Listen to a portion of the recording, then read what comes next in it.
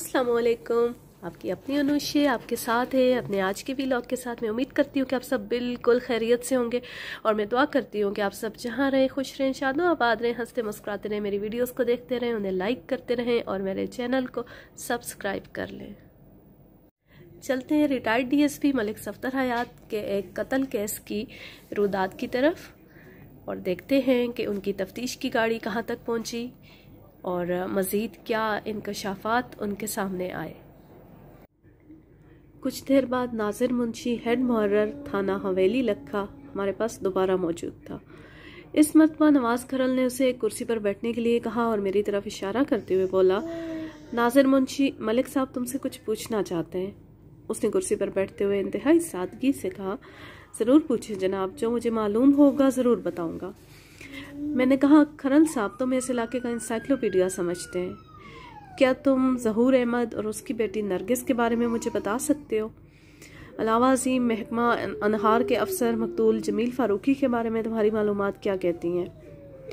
मैं आपको जहाँ तक मेरी मालूमात है इस इलाके के हर शख्स के बारे में कुछ न कुछ ज़रूर बता सकता हूँ। वो इंतहाई संजीदा लहजे में बोला, लेकिन इससे पहले मैं आपसे एक सवाल करना चाहता हूँ, अगर आपको जवाब देने में कोई एतराज़ ना हो तो। इस तरह मेरी एक उलझन दूर हो जाएगी और मैं ज़्यादा बेहतर अंदाज में आपके सवालों के जवाब दे सकूँगा। तुम क्या पूछना चाहते हो नाजिर मुंशी? राय नवाज खरल ने अपने हेड मुहर्रर से सवाल किया। और हाँ, क्या तुमने ज़हूर अहमद की तरफ किसी को भेज दिया है? जी राय साहब, नाजिर मुंशी ने इस बात में जवाब दिया। कांस्टेबल आफ्ताब अहमद ज़हूर अहमद को बुलाने के लिए थाने से रवाना हो चुका है। अच्छा ठीक है, खरल ने इत्मीनान बख्श लहजे में कहा। अब पूछो, क्या पूछना चाहते हो? नाजिर मुंशी ने पूछा, ज़हूर अहमद ने लियाकत उर्फ लियाकू बदमाश के खिलाफ अपनी लड़की के अगवा की रिपोर्ट दर्ज करवाई थी। वो किस्सा तो दबा गया। लियाकू कसूरवार साबित नहीं हुआ, नरगिस अभी तक गायब है। अब ये खबरें गर्म है कि अटारी में किसी रेस्ट हाउस के नज़दीक जंगल में से जमील फारूकी की लाश मिली है। ये क्या मामला है? मैं इस वजह से सख्त उलझन का शिकार हूँ। मैंने मुख्तसर अल्फाज में उसे नरगिस और जमील फारूकी के अटारी पहुँचने, रेस्ट हाउस में क़याम करने, जमील फारूकी की लाश की दस्तयाबी और नरगिस की रुपोशी के बारे में बताया। नाजिर मुंशी ने पूछा, ज़हूर अहमद ने लियाकत और लियाकू बदमाश के खिलाफ अपनी लड़की नरगिस के अगवा की रिपोर्ट दर्ज करवाई थी। वो किस्सा तो दबा गया। लियाकू कसूरवार साबित नहीं हो सका और नरगिस अभी तक गायब है। अब ये खबरें गर्म है कि अटारी में किसी रेस्ट हाउस के नज़दीक जंगल में से जमील फारूकी की लाश मिली। ये क्या मामला है? मैं इस वजह से सख्त उलझन का शिकार हूँ। मैंने मुख्तसर अल्फाज में उसे नरगिस और जमील फारूकी के अटारी पहुँचने, रेस्ट हाउस में क़याम करने, जमील फारूकी की लाश की दस्तयाबी और नरगिस की रुपोशी के बारे में बताया और आखिर में कहा, हम अभी इसी उलझी हुई डोर को सुलझाने की कोशिश कर रहे हैं। वो मुतासफाना लहजे में बोला, जनाब इन वाक़यात से तो साफ ज़ाहिर हो रहा है कि लियाकू वाकई नरगिस के अगवा के सिलसिले में मुलव्विस नहीं था और ये कि नरगिस अपनी मर्ज़ी से जमील फारूकी के साथ गई थी। हमारा भी यही ख्याल है, मैंने कहा, लेकिन जमील फारूकी कत्ल हो चुका है और नरगिस गायब है। हम नरगिस की बाजियाबी के साथ साथ जमील फारूकी के कातिल को भी गिरफ्तार करना चाहते हैं। नाजिर मुंशी ने एक तवील हंकारा भरा, फिर किसी गहरी सोच में डूब गया। नवाज खरल ने कहा, नासिर मुंशी, क्या तुम नरगिस और जमील फारूकी के बाहिमी ताल्लुकात के बारे में भी कुछ जानते हो? पहले नहीं जानता था, अब जान गया हूँ, उसने ज़ोमैनी लहजे में कहा। फिर अपनी बात की वजाहत करते हुए बोला, नरगिस जमील फारूकी के साथ घर से भागी थी तो उसका वाज़ेह मतलब यही था कि इन दोनों के दरमियान इश्कबाजी पहले ही से चल रही थी। वैसे भी एक तवाइफ की बेटी से अच्छाई की भला क्या तवक्को रखी जा सकती है? तवाइफ की बेटी? मैंने और नवाज खरल ने भैया का आवाज़ कहा। फिर नवाज खरल ने इस्तजाबिया लहजे में पूछा, तुम किस तवाइफ का जिक्र कर रहे हो? नरगिस की माँ फ़िरोज़ा का जिक्र कर रहा हूँ जनाब। मैंने पूछा, क्या ज़हूर अहमद की बीवी पहले तवाइफ रह चुकी है? जी हाँ, ज़हूर अहमद फ़िरोज़ा को बाज़ार हुस्न के एक कोठे से ख़रीद कर लाया था, नासिर मुंशी ने जवाब दिया। फिर तंज़िया लहजे में बोला, नरगिस फ़िरोज़ा के जहेज़ में आई थी। इसका मतलब है नरगिस ज़हूर अहमद की सगी बेटी नहीं है? बिल्कुल नहीं जनाब, वो कतियत से बोला। नासिर मुंशी इंकिशाफ कर रहा था। मेरे और नवाज खरल के मुख्तलिफ सवालों के जवाब में उसने ज़हूर अहमद और फ़िरोज़ा के बारे में जो मुख्तसर कहानी सुनाई, मैं अपने अल्फाज में आपकी खिदमत में पेश करता हूँ। ज़हूर अहमद उन्फ़ान शबाब ही से खासा रंगीन मिजाज साबित हुआ था। जल्दी उसके कदमों ने तवाइफों के कोठे का रास्ता देख लिया। ज़हूर अहमद का बाप मंजूर अहमद बेटे की सरगर्मियों से बेखबर नहीं था। उसने ज़हूर अहमद की मुज़ोरियों का हल ये निकाला कि ख़ानदान की एक लड़की अला रखी से उसकी शादी कर दी। इस शादी के नतीजे में ज़हूर अहमद की गैर निसाबी सरगर्मियाँ कदरे कम हो गई, मगर बिल्कुल ख़त्म ना हो सकी। मंजूर अहमद की तदबीरें और अला रखी की कोशिशें भी ज़हूर अहमद को राय रास्त पर ना ला सकी। सितम बालाए सितम यह कि एक तवील अरसा गुजर जाने के बाद भी अला रखी की गोद हरी ना हो सकी। फिर मंजूर अहमद का इंतकाल हो गया और इसकी ज़मीन जायदाद और कारोबार सब कुछ ज़हूर के तसरफ में आ गया। अब उसे मनमानी से रोकने वाला कोई नहीं था। उसकी अक्सर शामें और रातें वज़ारे हुस्न में गुजरने लगी। अला रखी की मज़ामत को वो किसी खातिर में नहीं लाता था और गाहे बगाए उसे भांज होने का ताना भी देता रहता था। इसी मामूल पर 15 साल गुजर गए। अला रखी माँ ना बन सकी और ज़हूर अहमद कोठे का होकर रह गया। फिर ज़हूर अहमद की मुलाकात फ़िरोज़ा से हुई। वो जानो दिल से फ़िरोज़ा पर फ़िदा हो गया और उसे शादी की पेशकश कर दी। फ़िरोज़ा कोठे के माहौल से बेजार हो चुकी थी। वो नहायत ही हसीन और पुरकशिश औरत थी। उसकी उम्र 37 साल थी, मगर वो 25 से ज़्यादा की दिखाई नहीं देती थी। फ़िरोज़ा अपने पेशे से ताइब होकर शरीफाना घरेलू ज़िंदगी गुजारना चाहती थी। उसके लिए उसे माली तहफ़्फ़ुज़ और मजबूत सहारे की ज़रूरत थी। वो खुद जिस माहौल की परवरदा थी, अपनी बेटी नरगिस को इस आलूदा माहौल से दूर रखना चाहती थी। नरगिस की उम्र इस वक्त लगभग 15 साल थी। ज़हूर अहमद की सूरत में फ़िरोज़ा को एक शानदार, मजबूत और महफूज मुस्तकबिल की झलक नजर आई, तो उसने ज़हूर अहमद की शादी वाली पेशकश को मंजूर कर लिया। ज़हूर अहमद के पास मालो दौलत की कमी नहीं थी। उसने कोठे की नायिका पतली बाई को मुँह मांगी कीमत रकम अदा की और फ़िरोज़ा को नरगिस के समेत अपने घर ले आया। चंद रोज़ बाद उसने फ़िरोज़ा से शादी कर ली। अला रखी ने इस शादी पर खामोश एहतजाज का मुजाहरा किया और शोहर का घर छोड़कर अपने मैके जा बैठी। ज़हूर अहमद ने उसे मनाने या वापस लाने की कोई कोशिश ना की और अपनी दुनिया में मगन हो गया। मेरे इस्तफसार पर नासिर मुंशी ने बताया कि ज़हूर अहमद की 2 मुरब्बा ज़मीन थी जिसे उसने ठेके पर दे रखा था। इसकी सारी तवज्जो अपने कारोबार पर थी। हवेली लखा के मेन बाजार में उसका कपड़े का वसी कारोबार था। अलावा जी वो गले की आड़त भी करता था और भी छोटे मोटे कई कामों में इसने खुद को फंसा रखा था। मैंने पूछा, नासिर मुंशी, तुमने मकतूल जमील फारूकी के बारे में कुछ नहीं बताया? जनाब, इसके बारे में जितना मैं जानता था वो आपको बता चुका हूँ, उसने जवाब दिया। जमील फारूकी महकमा नहार में किसी अच्छे ओहदे पर फायज था। वह जिला कसूर का रहने वाला था और महीने 2 महीने में घर का चक्कर लगाता था।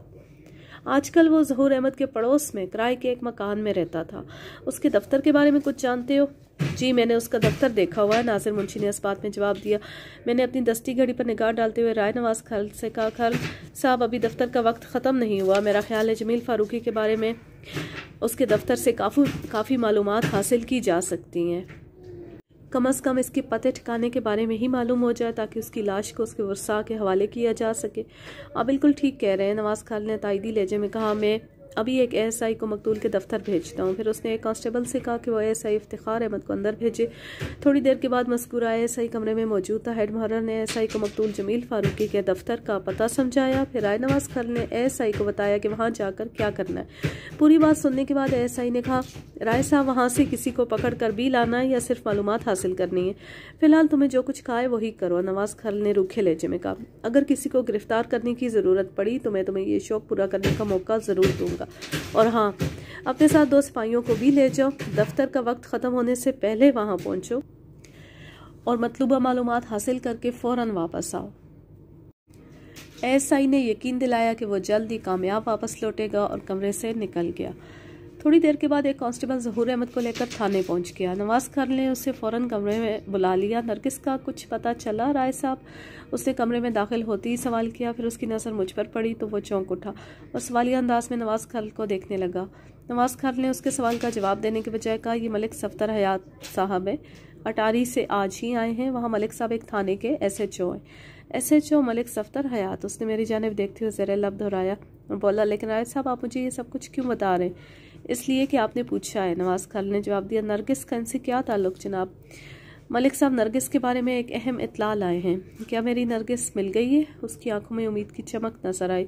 नवाज खान ने खुश्क लहजे में कहा, नरगिस मिल तो गई थी लेकिन दोबारा लापता हो गई है। मैं आपका मतलब नहीं समझा जनाब। ज़हूर अहमद की आंखों में उलझन तैर गई। मतलब तो मैं तुम्हें अच्छी तरह समझाऊंगा ज़हूर अहमद, नवाज खान ने सनसनाते हुए लहजे में कहा। पहले ये बताओ कि तुमने हकायक छुपाने की कोशिश क्यों की थी?